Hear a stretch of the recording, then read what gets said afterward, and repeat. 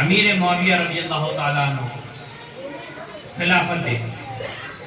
آج کچھ بدبخت لوگ صحابہ کی شان میں گستاخیاں کرتے ہیں، حضرت معاویہ کی شان میں برا بھلا بکتے ہیں. ان کمبختوں کو یہ نہیں معلوم کہ حضرت معاویہ کون تھے. آپ کاتب وحی تھے، وحی کی آپ کتابت کیا کرتے تھے، وحی الہی جو نازل. اور کچھ لوگ بدبخت ان کے اوپر لان تان کرتے ہیں. اللہ ہم سب کو اس فتنے سے محفوظ رکھے. آمین. یہ بہت عظیم فتنہ اس وقت پھیلا ہوا ہے. پروردگار عالم ہم کو ان سب فتنوں سے محفوظ رکھے. تو حضرت امام حسن مجتبی رضی اللہ تعالیٰ آپ 3 ہجری میں پیدا ہوئے. آپ کے بھی بڑے فضائل کمالات ہیں. کثرت کے ساتھ حضور اکرم صلی اللہ تعالیٰ علیہ وسلم، حالانکہ آپ کی عمر شریف بہت چھوٹی تھی، لیکن آپ نے بہت سی روایتیں آپ سے ملتی ہیں. آپ نے حضور کی حدیثیں بیان فرمائی ہیں. آپ کے کمالات فضائل پر بھی کثرت کے ساتھ حدیث مبارکہ ہیں. حضرت ابوبکر صدیق رضی اللہ تعالیٰ عنہ کا ایک واقعہ کہ حضرت امام حسن مجتبی اپنے بابا حضرت علی مرتضیٰ کے ساتھ جا رہے تھے. راستے میں حضرت ابوبکر صدیق رضی اللہ تعالیٰ عنہ نے جیسے ہی دیکھا، دیکھنے کے بعد پہلے حضرت علی کو دیکھتے رہے، پھر حضرت امام حسن کو دیکھ رہے ہیں، پھر حضرت علی کو دیکھ رہے ہیں، پھر حضرت امام حسن کو دیکھ رہے ہیں. تو مولا کائنات نے کہا، اے ابوبکر یہ کیا ماجرا ہے؟ آپ کبھی ہم کو دیکھتے ہیں، کبھی میرے شہزادے حسن کو دیکھتے ہیں، آخر کیا معاملہ ہے؟ آپ کیا دیکھنا چاہ رہے ہیں؟ حضرت ابوبکر کہنے لگے، علی حسن تیری طرح تو نہیں ہے، حسن تیری طرح تو نہیں لگتا. میں اتنی دیر سے یہی دیکھ رہا تھا کہ حسن تیری طرح لگتا ہے کہ تیری طرح نہیں لگتا. میں ملاتا رہا، لیکن مجھے جہاں تک میں نے غور کیا، لیکن حسن تیری طرح نہیں ہے. حسن تو حضور کے مشابہ ہے، حسن تو حضور کے مشابہ ہے. حضرت حسن کے بارے میں آتا ہے کہ حضرت حسن مجتبی رضی اللہ تعالیٰ عنہ چہرے مبارک سے لے کر سینے مبارک تک حضور کے مشابہ، حضور کی طرح سے. جب صحابہ اکرام کو حضور کی زیارت کرنا ہوتی تھی، جب دل بے قرار ہوتا تھا کہ حضور کا دیدار ہو جائے، تو حضرت امام حسن مجتبی کی آپ زیارت کر لیتے تھے. تو حسن مجتبی سید الوصفیہ، تو ان کا دور خلافت جب رہا تو کچھ لوگوں نے بڑی ہی شرارتیں کرنا شروع کر دی. آپ کو بڑی تکلیف پہنچانا شروع کر دیا. کیوں؟ کیونکہ آپ نے حضرت معاویہ سے صلح کر دی. صرف اس بنا پر کچھ لوگ باغی ہو گئے، برا بھلا کہنے لگے. کچھ لوگوں نے کچھ لوگوں پر شرارت سوار ہوئی، تو آپ کو ملعونوں نے زہر دینا شروع کر دیا. آپ کو 5 مرتبہ زہر دیا. پہلی مرتبہ آپ کو شہد میں ملا کر زہر دیا. آپ نے جیسے ہی شہد پیا، آپ کو بہت بے قراری محسوس ہونے لگی، درد شدت ہونے لگا، درد ہونے لگا پیٹ میں. آپ تڑپتے رہے، اس طرح تڑپتے رہے. یہ روایت میں آتا ہے کہ مچھلی کو پانی سے نکال کے باہر رکھ دو تو جس طرح مچھلی تڑپتی رہتی ہے، اس طرح آپ تڑپتے رہے. جب صبح ہوئی، صبح ہونے کے بعد آپ حضور کی بارگاہ میں پہنچے، مواجہ اقدس کے پاس پہنچے، حضرت عائشہ کے حجرے کے پاس پہنچے. اپنے نانا جان سے عرض کی، نانا جان بہت شدت تکلیف ہے، مجھے بہت تکلیف ہے، مجھے کسی نے زہر دیا ہے، مجھے بہت تکلیف ہے. آپ کا نواسا، آپ کا بیٹا تکلیف برداشت نہیں کر پا رہا ہے. حضور توجہ فرمائے. جیسے ہی عرض کر کے واپس آئے تو وہ درد کم ہو گیا. میرے بھائیوں دیکھو، مزارات میں جانے سے کیا ہوتا ہے؟ لوگ کہتے ہیں نہ جاؤ، اللہ کی رسول کی بارگاہ میں کھڑے ہو کے عریضہ نہ پیش کرو، صرف اللہ سے مانگو. دیکھو حسن مجتبی ہم کو یہ بھی درس دے رہے ہیں کہ کبھی ایسی پریشانی ہو جائے تو اللہ کے پیاروں کے پاس جا کے عرض کرو، تمہاری پریشانی دور ہو جائے گی۔ پھر ان کو دوبارہ زہر دیا گیا، اس وقت کھجور میں زہر ملا کر دیا گیا۔ جیسے ہی آپ نے کھجور کھائی، آپ کے پھر شدت اختیار ہو گئی، پیٹ میں کثرت کس کے درد ہونے لگا، اس قدر شدت کے ساتھ درد ہوا کہ آپ تاب نہ لا پا رہے تھے، آپ بے قرار رہ رہے تھے، آپ بے قرار رہتے تھے، آپ بے قرار رہتے تھے۔ اس کے بعد پھر اگلی روز آپ اٹھے، حضور کی بارگاہ میں گئے، حضور کے معجزہ اقدس کے پاس گئے، عرض کی اے نانا جان، اے نانا جان، آج پھر مجھ کو کسی نے زہر دیا ہے، مجھے بہت تکلیف ہے، میری تکلیف مجھ سے برداشت نہیں ہوتی، نانا جان کرم فرمائیے میری تکلیف دور ہو جائے۔ آپ کی تکلیف اس روز بھی کم ہو گئی۔ اس طرح کرتے کرتے بدبختوں نے آپ کو 5 مرتبہ زہر دیا، 5 مرتبہ زہر دیا۔ پھر آخر بالآخر آپ کو ہیرے کی نگینہ گھس کر کے، ہیرے کی کنی کو گھس کر کے آپ کی سراہی میں ملا دیا، آپ کی سراہی میں ملا دیا جس میں آپ کا پانی رکھا رہتا تھا۔ آپ نے جیسے ہی رات کے آدھے پہر میں اٹھ کر سوچا کہ گلا سوکھ رہا ہے، کچھ پانی پی لوں، آپ نے خورے میں اپنے مشکیزے سے سراہی سے پانی نکالا، آپ خورے میں پانی لیا، جیسے ہی پیا، پینے کے بعد اس میں اتنا خطرناک زہر تھا، اس قدر تیز شدت والا زہر تھا کہ آپ کے اندر کی اتڑیاں کٹنے لگی، اتڑیاں مبارک آپ کی کٹنے لگی۔ آپ شدت تکلیف میں تڑپتے رہے، تڑپتے رہے۔ جب صبح آپ کو حضرت امام حسین کو، آپ کے بھائی کو معلوم چلا کہ میرے بھائی کو کسی نے زہر دیا ہے، زہر دیا ہے، آپ فوراً آپ کی بارگاہ میں پہنچے، حضرت امام حسین، حضرت امام حسن کی بارگاہ میں پہنچے، عرض کی بھائی جان میں نے سنا ہے آپ کو کسی نے زہر دیا ہے، آپ کو کسی نے زہر دیا ہے، آپ کو بڑی ہی تکلیف ہو رہی ہے۔ حضرت امام حسن کہنے لگے ہاں حسین، مجھے کسی نے زہر دیا ہے، شدت اتنی ہے تکلیف کی کہ میں اس کی تاب نہیں لا پا رہا ہوں، میری اتڑیاں کٹ کٹ کے نکل رہی ہیں، میں کیا کروں میرے سمجھ میں نہیں آ رہا۔ حضرت امام حسین نے جیسے ہی سنا کہنے لگے کہ بھائی جان اگر آپ اس بدبخت کا نام بتا دیں، مجھے نام بتا دیں جس نے آپ کو زہر دیا ہے، آپ کو جس نے زہر دیا ہے، قربان جاؤ حضرت امام حسن پر۔ جیسے آپ نے یہ سنا کہ حضرت امام حسین پوچھ رہے ہیں کہ نام بتا دیجئے کس نے آپ کو زہر دیا ہے، حضرت امام حسن نے کہا اے میرے حسین، اے میرے بھائی، اے میرے بھائی، اے میرے برادر، میں تجھ کو نام بتا دوں گا تو تو کیا کرے گا؟ حضرت امام حسین نے جیسے ہی سنا عرض کرنے لگے بھائی جان میں اس کو قتل کر دوں گا، میں اس سے انتقام لوں گا، میں اس کو بھی دردناک موت دوں گا جس نے آپ کو زہر دیا ہے۔ جیسے ہی حضرت امام حسن نے یہ سنا، سنتے ہی فوراً امام حسین سے کہنے لگے کہ اے حسین مجھے جس پر گمان ہے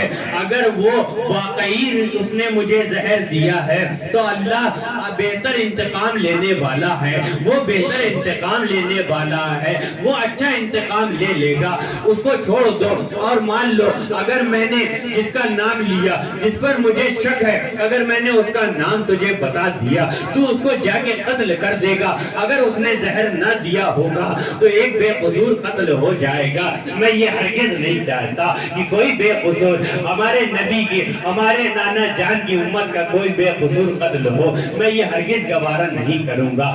آپ کو شدت سوار ہوتی رہی، شدت ایک قدر سوار ہوتی رہی، سوار ہوتے ہوتے آپ کا بھی وصال ظاہری آ گیا، نزدیک آ گیا، آپ بھی اس مرحلے میں پہنچ گئے، آپ بھی نزا کی حالت میں آ گئے، آپ بھی اس دنیا دار فانی سے کوچ کرنے لگے تو امام حسن مجتبیٰ سے امام حسین کو بلایا، کہا میرے گھر والوں کا خیال رکھنا، میرے بیوی بچوں کا خیال رکھنا، اپنے شہزادوں کو بلایا، کہا اپنے اس چچا کا ساتھ کبھی مت چھوڑنا، اپنے چچا کا ساتھ امام حسین کا ساتھ کبھی مت چھوڑنا، ان کو ہمیشہ اپنے سے اوپر رکھنا، ان کے اوپر کوئی پریشانی نہ آنے دینا، تم آگے ہو جانا لیکن ان کے اوپر کوئی پریشانی نہ آنے دینا۔ یہ کہہ کر آپ اس دار فانی سے کوچ کر گئے۔ ان للہ و انا الیہ راجعون۔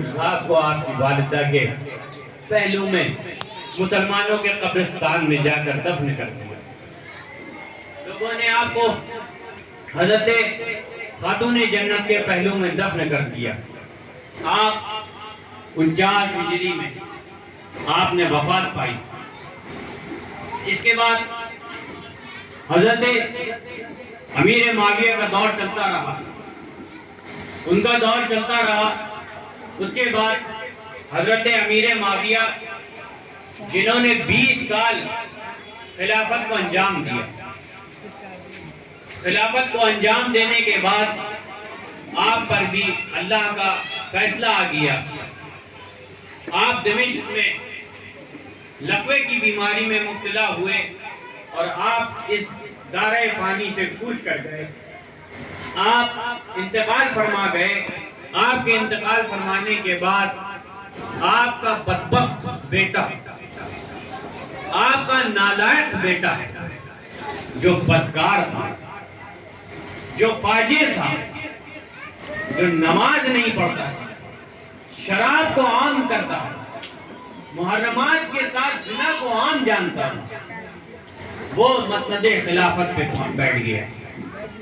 یزید پلید جب مسند خلافت میں بیٹھا، اس نے فوراً اپنے گورنروں کو حکم دیا کہ اے لوگوں، جتنے گورنر سے کہا کہ فوراً جا کر لوگوں کی بیعت دینا شروع کر دو، میرے نام کی بیعت دینا شروع کر دو، اور خاص کر کے حسین ابن علی کی بیعت، عبداللہ ابن عمر کی بیعت۔ معزز جو صحابہ اکرام اس وقت موجود تھے، ان کے بیٹے موجود تھے، ان کی بیعت پہلے لو۔ اعلان کیا مدینے کے گورنر کے پاس جیسے ہی یہ رقعہ ملا، خط ملا کہ حضرت معاویہ کا انتقال ہو گیا ہے، لوگوں نے بڑا افسوس ظاہر کیا۔ اور جیسے ہی یہ پتہ چلا یزید پلید تخت خلافت میں بیٹھ گیا اور وہ مطالبہ کر رہا ہے کہ حضرت امام حسین کی سب سے پہلے بیعت لو، عبداللہ ابن عمر کی بیعت لو، عبداللہ ابن عبد الرحمن کی بیعت لو، معزز صحابہ اکرام کی سب سے پہلے بیعت لو، اور بیعت نہ لے تو ان کا سر قلم کرو۔ جیسے ہی حضرت امام حسین کو یہ خبر ملی، آپ کے پاس خبر پہنچی کہ یزید تخت خلافت پہ بیٹھ گیا ہے، اور اس کا ناپاک ارادہ یہ ہے کہ لوگ اس کی زبردستی بیعت لیں، اور اس نے یہ حکم جاری کیا ہے کہ جو اس کی بیعت نہ لے گا اس کو قتل کر دیا جائے۔ آپ نے فوراً انکار کر دیا کہ میں ایسے فاسق و فاجر کی ہرگز بیعت نہیں لوں گا۔ یہ ہمیں حضرت امام حسین نے ایک نقطہ دیا ہے کہ ہر کسی کے ہاتھ میں جا کر بیعت نہیں ہونا۔ جو بے نمازی ہے اس کے ہاتھ میں بیعت نہیں کرنی ہمیں، جو بے عمل ہے اس کے ہاتھ میں بیعت نہیں کرنی ہمیں، چاہے اس نے جتنی انگوٹھیاں پہن رکھی ہوں، جتنے بڑے بال رکھے ہوں، جتنی بڑی بڑی کرامتیں دکھا دیں، اگر وہ بے نمازی ہے، بے دیندار ہے، شریعت کے خلاف ورزی کرتا ہے، تو وہ شیطان کا ولی ہو سکتا ہے، اللہ کا ولی نہیں ہوتا۔ آج ہماری بھولی بھالی قوم کو لوگ گمراہ کرتے ہیں، اور ہماری قوم کے لوگ چند چیزیں دیکھ کے، چٹک بھٹک دیکھ کے فوراً باباؤں کا دامن پکڑ لیں، کیونکہ صبر نہیں ہے ہمارے، اللہ کی ذات پر توکل نہیں ہے ہمارے، فوراً ایسے باباؤں کے پاس چلے آتے ہیں۔ قربان جاؤ حضرت امام حسین کی ذات پر، اعلان کر دیا کہ میں ہرگز اس کی بیعت نہیں لوں گا۔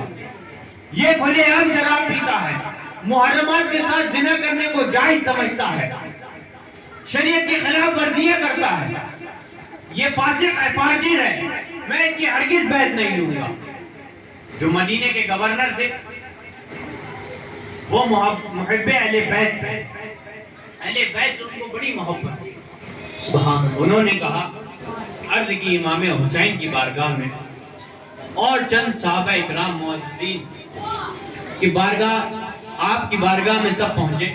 پہنچنے کے بعد عرض کرنے لگے امام حسین سے کہ حضرت آپ مکہ مکرمہ چلے، آپ کا یہاں رہنا مناسب نہیں، یزید کے ذہن میں دولت کا نشہ اس قدر سوار ہو گیا ہے، تخت و خلافت کا نشہ اس کے اوپر غالب آ چکا ہے، کہیں ایسا نہ ہو کہ وہ آپ کی جان کے پیچھے پڑ جائے اور آپ کو قتل کروا دے۔ تو ہم آپ سے گزارش کرتے ہیں اے امام علی مقام، آپ مکہ مکرمہ چلے جائیے، مکے کی عظمت کی وجہ سے آپ کو وہاں کوئی نقصان نہیں پہنچائے گا۔ تو حضرت امام حسین اپنے گھر والوں کو تیار کیا، وہ مکہ چھوڑ رہے ہیں جس مکے کی گلیوں میں پھر پھر کے امام حسین بڑے ہو رہے ہیں، وہ مکے کو چھوڑ رہے ہیں جس میں ان کے نانا جان ہیں گے، وہ مکے کو چھوڑ رہے ہیں، وہ مدینے کو چھوڑ رہے ہیں جس میں ان کی ماں خاتون جنت آرام فرما ہے، وہ مدینے کو چھوڑ رہے ہیں جس میں ان کے بھائی امام حسن مجتبی موجود ہیں، وہ مدینے کو چھوڑ رہے ہیں۔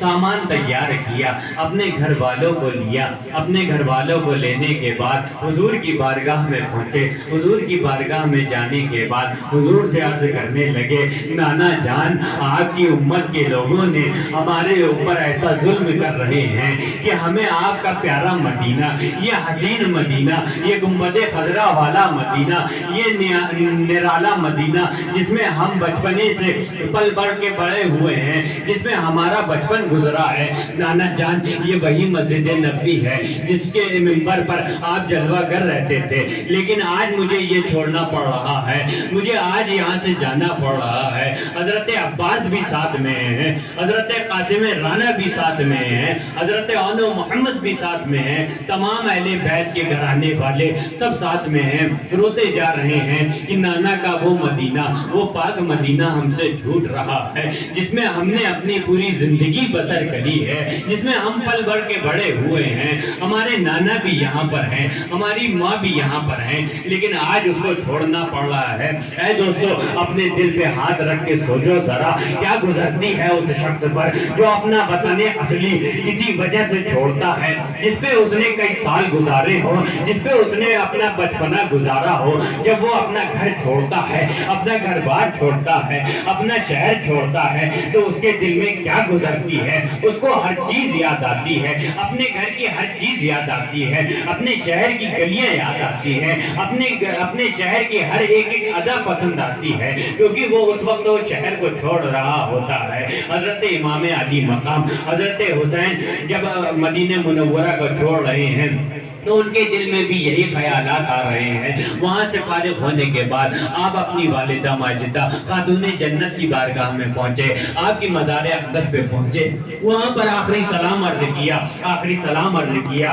کیا، اے ماں میں آپ کو چھوڑ کے جا رہا ہوں، میں اس مدینے کو چھوڑ کے جا رہا ہوں، لوگوں نے مجھے یہاں رہنے کے قابل نہیں چھوڑا ہے، لوگ میری جان کے مطالب ہو گئے ہیں، میری جان کے پیچھے پڑ گئے ہیں، میرے سر قلم کرنے کے لیے تیار ہیں، مجھے مجبوری میں یہ مدینہ پاک مدینہ چھوڑنا پڑ رہا ہے۔ یہ کہتے ہوئے اپنے تمام گھر والوں کو لے کے حضرت امام حسین مکہ پہنچے ہیں۔ جیسے ہی وہاں پہنچنے لگے تو مکہ والوں نے دیکھا کہ حضور کے گھر والے آ رہے ہیں، اہل بیت نبوت آ رہے ہیں، تو آپ نے بڑھ چڑھ کر ان کا استقبال کیا، وہاں کے معزز صحابہ کرام نے آپ کا استقبال کیا اور کہا، اے نواسہ رسول، اے شہزادہ رسول، آئیے ہم آپ کے لیے حاضر ہیں، آپ جو حکم فرمائیں گے ہم وہ کریں گے، ہم آپ کی خدمت کے لیے حاضر ہیں۔ آپ ہرگز یہ ملال نہ کریے کہ آپ مدینہ چھوڑ کے آئے ہیں، آپ کا کوئی ساتھی نہیں ہے،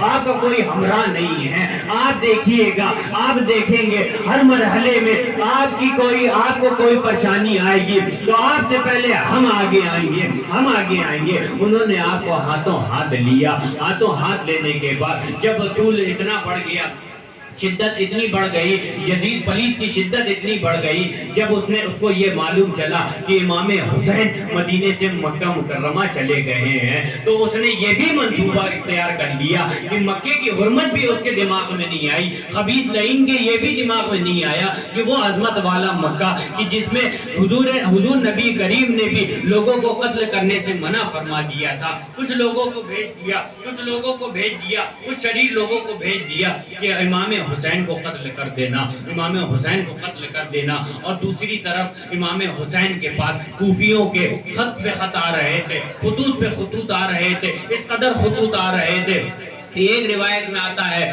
آپ کے پاس کوفیوں کے 150 خطوط آئے، 150 خطوط آئے۔ جب اتنے سارے خط آئے، امام علی مقام فرزند رسول جیسے ہی آپ نے معزز صحابہ کرام جو مکہ مکرمہ میں تھے ان کو بلایا اور پورا معاملہ بتایا۔ امام علی مقام عرض کرنے لگے صحابہ کرام سے کہ میرے پاس 150 خطوط کوفیوں کے آئے ہیں، 150 خطوط آئے ہیں۔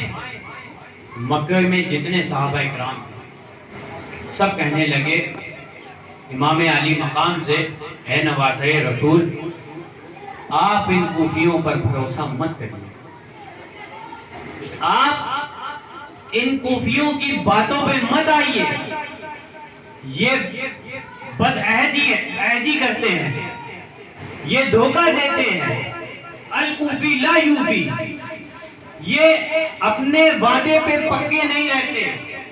انہوں نے آپ کے والد بزرگوار کے ساتھ بھی ایسا ہی کیا تھا۔ تو قربان جاؤ امام علی مقام کی ذات پر۔ امام علی مقام کہنے لگے معزز صحابہ سے کہ اگر انہوں نے کل قیامت حضور کی بارگاہ میں یہ بات کہہ دی کہ حضور ہم تو اس بات پہ تیار تھے، امام علی مقام کے ہاتھ میں بیعت کرنے کو تیار تھے، ہم نے خطوط بھی بھیجے لیکن امام علی مقام نہیں آئے۔ جب میرے نانا جان مجھ سے دریافت کریں گے کہ جب میرے امتی تم کو بلا رہے تھے، تمہارے ہاتھ میں بیعت کرنے کو تیار تھے، تم کیوں نہیں گئے، تو میں کیا جواب دوں گا، میں کیا جواب دوں گا؟ جب یہ صحابہ کرام معزز صحابہ کرام نے یہ سنا، جیسے ہی سنا کہنے لگے تو پھر آپ یہ کام کریے، آپ اپنے بھائی، اپنے چچا زاد بھائی مسلم ابن عقیل کو وہاں اپنا نائب بنا کر بھیج دیجیے، اپنا نائب بنا کر بھیج دیجیے، آپ کے چچا زاد بھائی مسلم ابن عقیل ان کو اپنا نائب بنا کر بھیجیے، پھر وہ وہاں کے حالات بتائیں گے کیا ہوتے ہیں، اسی حساب سے پھر نہ ہوگا تو آپ بھی چلے جائیں گے۔ تو حضرت امام علی مقام نے حضرت مسلم بن عقیل کو حکم دیا، وہ آپ کے نائب بن کے کوفہ پہنچے۔ جب آپ کوفہ پہنچے، آپ کے ہاتھ میں 40,000 کوفیوں نے بیعت کی، 40,000 لوگوں نے آپ کے ہاتھ میں بیعت کی۔ جب آپ نے دیکھا کہ 40,000 کوفیوں نے میرے ہاتھ میں بیعت کر لی، فوراً نے ایک خط جاری کیا امام علی مقام امام حسین کے لیے کہ یہاں کے لوگوں نے میرے ہاتھ میں بیعت کری ہے، 40,000 کوفیوں نے بیعت کری ہے، آپ آ جائیے، یہاں کا ماحول اچھا ہے۔ یہ خط روانہ کر دیا۔ جب یزید کو یہ بات معلوم چلی کہ مسلم ابن عقیل جو امام حسین کے نائب بن کر رہے ہیں، ان کے ہاتھ میں 40,000 لوگوں نے بیعت کر لی ہے، لوگ ان کا ساتھ دے رہے ہیں، اس نے کیا کیا؟ کوفہ کا جو گورنر تھے ان کو معزول کر دیا، وہاں کے لیے ایک نیا گورنر جو بہت ہی بدبخت قسم کا انسان اس کو مقرر کر دیا، اس کو مقرر کر دیا۔ لوگ منتظر تھے کہ حضرت امام حسین کچھ دن کے بعد ان کو خط ملے گا تو وہ تشریف لائیں گے۔ تو عبید اللہ ابن زیاد جس کو نیا گورنر مقرر کیا تھا یزید نے کوفہ کا، اس نے حجازی لباس اوڑھا جو عرب کے لوگ اوڑھا کرتے تھے، اور منہ کو ڈھک لیے، اور اپنے چند لوگوں کے ساتھ رات کے حصے میں مدینے کوفہ پہنچا۔ جیسے ہی کوفیوں نے دیکھا، حجازی لباس دیکھا، تو اہلاً و سہلاً کا نعرے لگنے لگے، نعرے تکبیر بلند کرنے لگے۔ لوگوں کو یہ لگا امام حسین تشریف لا رہے ہیں۔ اس بدبخت نے نہیں بتایا کہ میں کون ہوں، یہ نعرے بلند ہوتے رہے، لوگوں کے ہجوم میں گورنر ہاؤس تک پہنچ گیا۔ جب وہاں پہنچا تب اس نے اپنا چہرہ کھولا، لباس ہٹایا، لوگوں سے کہا، لوگوں میں امام حسین نہیں ہوں، میں کوفہ کا نیا گورنر منتخب کیا گیا ہوں یزید کی طرف سے، یہ دیکھو خط میرے ہاتھ میں ہے۔ عبید اللہ ابن زیاد بدبخت نے جیسے ہی گورنر ہاؤس میں گیا، وہاں کے معزز لوگوں کو ڈرایا دھمکایا، دھمکانے کے بعد کہنے لگا یزید کا یہ حکم ہے کہ اگر تم لوگوں نے امام مسلم کی اقتدا کری، ان کے ہاتھ میں بیعت کری، ان کا ساتھ نہ چھوڑا تو تم کو قتل کر دیا جائے گا، تمہارے بیوی بچوں کو بھی قتل کر دیا جائے گا، تمہارا وہ انجام کرے گا یزید جس کا تم نے احاطہ نہیں کیا ہوگا۔ لوگ ڈرنے لگے، ڈرنے کے بعد اس کی باتوں میں آ گئے۔ باتوں میں آنے کے بعد اس بدبخت نے کیا کیا؟ جب لوگوں کو یہ معلوم چلا کہ یہ زبردستی لوگوں پر ظلم کرنے کے لیے آ گیا، تو کوفیوں نے حضرت امام مسلم کے ساتھ گورنر ہاؤس کا محاصرہ کرے۔ 40,000 کوفی ایسے عقیدت میں مبتلا تھے کہ حضرت امام مسلم اپنے ابرو کا بھی اشارہ دے دیتے تو گورنر ہاؤس کی اینٹ سے اینٹ بچ جاتی، لیکن لوگوں نے آپ سے عرض کی کہ آپ حکم دیں تو ہم اس خبیث کو نکال کر قتل کر دیں، لیکن آپ کی ذات پر قربان جاؤں۔ حضرت امام مسلم نے آپ لوگوں سے کہا، نہیں، میں یہ ہرگز نہیں چاہتا کہ ایک کلمہ گو کا خون بہے، ایک کلمہ گو کا یہاں پر خون بہے، میں یہ ہرگز نہیں چاہتا۔ جیسے ہی حضرت امام مسلم لوگوں سے مخاطب ہو کر ان کو سمجھا رہے تھے، ان کا غصہ ٹھنڈا کروا رہے تھے، اتنے میں عبید اللہ ابن زیاد نے، اس بدبخت نے جو اندر معززین تھے، ان کو ڈرایا دھمکایا اور کہا، سنو، اگر تم نے بات نہیں مانی تو تمہارے بیوی بچوں کو اس قدر بری طرح سے قتل کیا جائے گا، ان کا انجام ایسا ہوگا تم نے سوچا نہیں ہوگا، تم کو بھی ہم ایسا قتل کریں گے تم نے سوچا نہیں ہوگا، اگر تم نے یزید کی بات مان لی تو تم کو یزید انعام و اکرام سے نوازے گا، بڑی بڑی گورنریاں دے گا۔ جب ڈرایا، ڈرانے کے بعد کہا، جاؤ چھت میں جاؤ، گورنر ہاؤس کی چھت میں جاؤ، جا کے وہاں سے اپنے اپنے قبیلے کے لوگوں کو کہو کہ ہم ٹھیک ہیں، ہم صحیح سلامت ہیں، یہ ہمارے ساتھ کوئی ظلم نہیں کر رہا، تم اپنے اپنے گھر جاؤ۔ لوگ ڈر کے مارے چھت میں چڑھے اور اسی کے کہنے کے مطابق لوگوں سے کہنے لگے کہ اے لوگوں، ہم لوگ صحیح سلامت ہیں، تم لوگ اپنے اپنے گھر چلے جاؤ، ایسی کوئی ظلم زیادتی نہیں ہو رہی، وہی ہوگا جو امام حسین چاہیں گے۔ لوگوں کو بھڑکانا شروع کر دیا تو کوفی اپنے اپنے گھروں کو چلنے لگے، اپنے گھر چلنے لگے۔ المختصر یہ کہ حضرت امام مسلم مغرب کی نماز کے لیے مسجد کوفہ کی مسجد میں پہنچے۔ جب آپ نے نیت باندھی تو آپ کے پیچھے 500 لوگ، ایک روایت میں آتا ہے 700 لوگ موجود تھے۔ جب آپ نے سلام پھیرا ہے، پیچھے پلٹ کے دیکھا تو ایک کوفی بھی نظر نہیں آ رہا تھا، اس وقت ایک کوفی بھی نہیں تھا، سب نے آپ کو دھوکہ دے دیا، الکوفی لا یوفی، سب نے آپ کو دھوکہ دے دیا، آپ تنے تنہا بچ گئے، آپ باہر نکلے۔ باہر نکلنے کے بعد آپ نے کوفہ کے ہر گھر میں دستک دی، کوئی آپ کے لیے دروازہ نہ کھولتا تھا، کوئی آپ کے لیے دروازہ نہ کھول رہا تھا، آپ تنہا بچ گئے۔ آپ کے ساتھ آپ کے 2 شہزادے بھی تھے، آپ کے ساتھ آپ کے دونوں شہزادے بھی وہاں موجود تھے، ایک کا نام محمد تھا، ایک کا نام ابراہیم تھا، آپ کے دونوں شہزادے وہاں موجود تھے۔ آپ نے دونوں کو قاضی کے پاس، قاضی شرح کے پاس بھیج دیا تاکہ ان کی امان میں رہیں گے، وہ محفوظ رہیں گے۔ آپ اکیلے تنہا پھر رہے ہیں، کوفہ کے دروازوں میں دستک دے رہے ہیں، ہر گھر میں دستک دے رہے ہیں، کوئی آپ کے لیے دروازہ نہیں کھول رہا ہے۔ کوفیوں نے بد عہدی کر دی۔ پھر دیکھتے ہیں کہ ایک خاتون باہر بیٹھی ہے، اپنے گھر کے باہر بیٹھی ہے، اس کے پاس پہنچے ہیں، عرض کرنے لگے، اے مائی، تھوڑا پانی ملے گا کیا؟ مجھے تھوڑا پینے کے لیے پانی ملے گا؟ تو اس عورت نے فوراً پانی نکالا، پانی نکال کے حضرت مسلم کو پیش کر دیا۔ حضرت مسلم نے وہ پانی پیا، پانی پینے کے بعد آہ بھری اور وہیں بیٹھ گئے۔ جب کچھ دیر بیٹھے رہے تو عورت کہنے لگی کہ اے نوجوان، کیا تیرے پاس تیرا گھر نہیں ہے؟ تو یہاں کیوں بیٹھا ہے؟ تو نے پانی مانگا تھا، تو نے پانی پی لیا ہے، تو اب جا۔ روایت میں، حدیث میں، کتابوں میں اس کا نام طاعہ آتا ہے، اس خاتون کا نام طاعہ آتا ہے۔ وہ محب اہل بیت کی چاہنے والی تھی، عاشق رسول تھی، نبی کے گھر والوں پہ جان نثار تھی۔ اس نے جیسے ہی پوچھا کہ آپ کیوں بیٹھے ہو، اب اپنے گھر کی طرف جاؤ۔ حضرت امام مسلم کہنے لگے اے مائی، میرے پاس تو کوئی گھر نہیں ہے، میرا نام مسلم ہے، مسلم بن عقیل میرا نام ہے، میں علی کے بھائی کا بیٹا ہوں،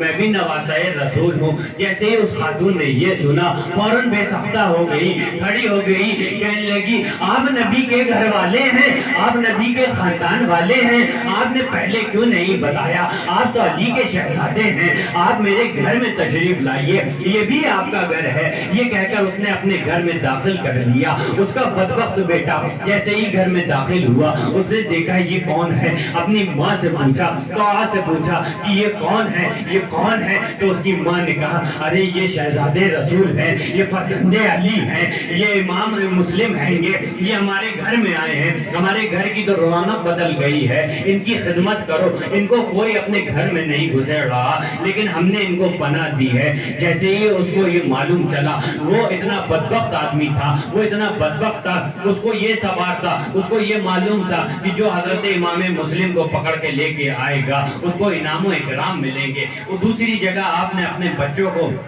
حضرت قاضی شرح کے پاس بھیج دیا تھا تاکہ ہمارے بچے صحیح سلامت مدینے پہنچ جائیں۔ وہ ننھے بچے، ان کا کیا قصور تاکہ وہ گھر پہنچ جائیں۔ قاضی شرح کے پاس تھے، ایک جیسے ہی اس طاعہ کے لڑکے کو یہ معلوم چلا کہ یہ امام مسلم ہے، فوراً جا کے اس نے عبید اللہ ابن زیاد کو خبر دے دی کہ وہ میرے گھر میں ہے۔ عبید اللہ ابن زیاد بدبخت نے ایک لشکر کی ٹکڑی بھیجی اور حضرت امام مسلم کو پکڑنے کے لیے ایک لشکر کی ٹکڑی بھیجی۔ حضرت امام مسلم جیسے ہی گھر سے باہر نکلے، دیکھتے ہیں کہ ایک لشکر کھڑا ہے جو مجھ سے مقابلہ کرنے کے لیے۔ آپ لڑنے لگے، آپ نے بھی اپنی تلوار نکال لی، لڑتے رہے، لوگوں سے لڑتے رہے، مقابلہ کرتے کرتے ایک بدبخت نے آپ کے اوپر ایسا حملہ وار کیا تلوار کا کہ آپ کے ہونٹ مبارک کٹ گئے، چند دندان مبارک بھی آپ کے کٹ شہید ہو گئے، گر گئے۔ پھر جب لوگوں نے دیکھا، جب لشکریوں نے دیکھا، یزیدیوں نے دیکھا کہ یہ حیدر کرار کا بیٹا، حیدر کرار کے بھائی کا بیٹا فرزند علی یہ لڑنے کو تیار ہے، یہ اس سے ہم جیت نہیں پائیں گے، تو پھر ان کو اپنی بات میں پھنسانے لگے، کہنے لگے ہم آپ سے لڑنے نہیں آئے تھے، ہم آپ سے لڑنے نہیں آئے ہیں، ہم تو آپ سے کلام کرنے آئے ہیں، ہم تو آپ سے بات کرنے آئے ہیں، ہم آپ سے بات کرنے آئے ہیں۔ اس بات میں ان کو پھنسا دیا۔ پھنسانے کے بعد آپ بھی رک گئے۔ رکنے کے بعد گورنر ہاؤس کی طرف چلنے لگے، کہنے لگا کہ گورنر نے آپ کو بلایا ہے، عبید اللہ ابن زیاد نے آپ کو بلایا ہے اور کہا ہے کہ ہم بات کریں گے، ہم کوئی لڑیں گے نہیں، ہم خالی بات کریں گے۔ آپ فوراً ان کے کہنے سے گورنر ہاؤس کی طرف بڑھنے لگے۔ بڑھتے جب قریب پہنچنے کے بعد باہر ایک مشکیزہ رکھا تھا، آپ تھک گئے تھے، آپ کا حلق خشک ہو گیا تھا، آپ نے پانی طلب کیا، لوگوں نے پانی نکال کے دیا۔ جیسے ہی آپ پانی پینے لگے تو جو آپ کے ہونٹ مبارک میں وار ہوا تھا، اس کا وار اتنا تیز تھا کہ دانت مبارک بھی شہید ہوئے تھے۔ جیسے ہی پانی پینے کے لیے منہ کو آگے کیا، ایک دندان مبارک بھی ٹوٹ کر اسی میں گر گیا۔ گرنے کے بعد پانی خون کے برابر ہو گیا، خون سے لت پت پانی ہو گیا۔ آپ نے پانی کو چھوڑ دیا اور کہنے لگے کہ اب میرے لیے دنیا میں پانی نہیں ہے، اب میرے لیے حوض کوثر کا جام ہی ہے، اب میرے لیے حوض کوثر کا جام ہے۔ یہ کہتے ہوئے آپ گورنر ہاؤس میں داخل ہوئے۔ جیسے ہی داخل ہوئے، آپ کی نظر پڑی ایک مدینے کے شخص پر آپ کی نظر پڑی۔ آپ نے سوچا میں اس کو بلا کر اس سے اپنا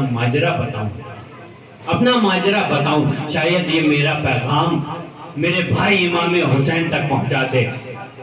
آپ جیسے اس کے پاس بڑھے، آپ نے اس کو قریب کیا، اس کو بتایا کہ اے سنو، تم مدینے کے ہو، تم مدینے کے ہو، تم جا کے یہ پیغام میرے بھائی تک پہنچا دینا، میرے بھائی تک پہنچا دینا، ان کو یہ بتا دینا میں نے یہ خط تیار کر دیا ہے، ان کو بتا دینا کہ کوفہ والوں نے بد عہدی کر دی ہے، کوفہ والوں نے بد عہدی کر دی ہے، میرے بچے قاضی شرح کے یہاں ہیں، وہ محفوظ ہیں، ان کو بھی وہاں کسی قافلے کے ساتھ روانہ کر دینا تاکہ وہ صحیح سلامت اپنے گھر تک پہنچ جائیں۔ وہ ننھے ننھے بچے ہیں، ان کا کوئی قصور نہیں ہے، ان کا کوئی لینا دینا نہیں ہے، یہ اس ہمدردی سے آپ نے اس کو بتایا تاکہ یہ سنے۔ اور وہ تھا کون؟ وہ حضرت سعد کا بیٹا عبداللہ ابن سعد، اور ان کے والد ایسے عاشق رسول کہ جنگ احد کے موقع پر حضور ان کو کہہ رہے ہیں اے سعد تیر چلاتا جا، میرے ماں باپ تجھ پر قربان۔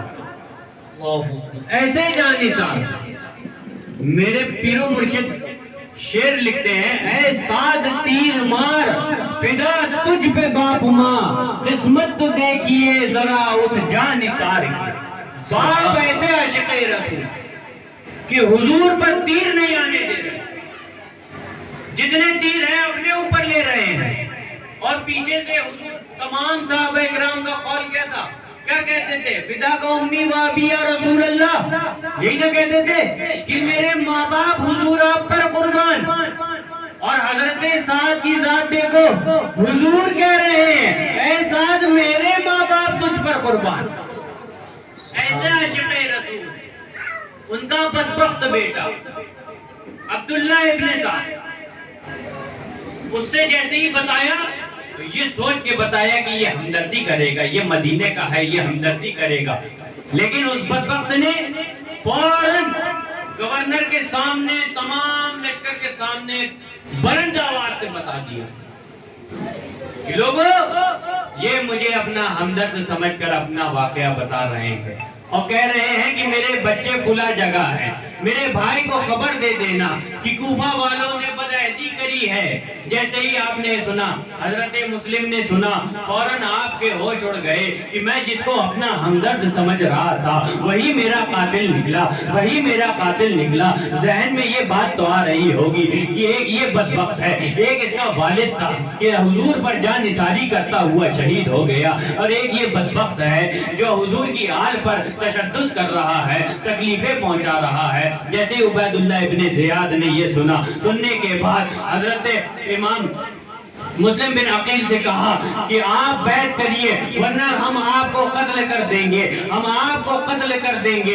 حضرت امام مسلم نے کہا ہم ہرگز تیرے ہاتھ میں، ہم یزید پلید کے ہاتھ میں بیعت نہ کریں گے، چاہے تو ہم کو قتل کر دے، چاہے تو ہم کو شہید کر دے، کچھ بھی کر دے، ہمیں اس سے فرق نہیں، لیکن ہم اس بدبخت کے ہاتھ میں بیعت نہ کریں گے۔ پھر عبید اللہ ابن زیاد جو گورنر تھا ملعون، اس نے آپ اپنے حواریوں کو حکم دیا کہ ان کو چھت میں لے جاؤ، ان کو چھت میں لے جاؤ، بے دردی کے ساتھ ان کو شہید کرو۔ آپ کو بری بے دردی کے ساتھ، بڑی ہی بے دردی کے ساتھ آپ کو شہید کیا۔ شہید کرنے کے بعد آپ کو چھت سے، گورنر ہاؤس کی چھت سے آپ کو نیچے پھینکا، اس قدر نیچے پھینکا کہ آپ کی ہڈیاں ٹوٹ گئی۔ پھر آپ کو اٹھوایا، آپ کے لاش مبارک کو اٹھایا، اٹھا کے پھر حکم دیا کہ پھر چھت میں لے جاؤ، وہاں سے ایسا پھینکو کہ ان کی ہڈیاں تار ہو جائیں۔ آپ جیسے ہی وہاں سے چھت سے نیچے آئے، آپ اس دنیا فانی سے پوچھ کر گئے، آپ نے بھی شہادت کا جام نوش فرما لیا،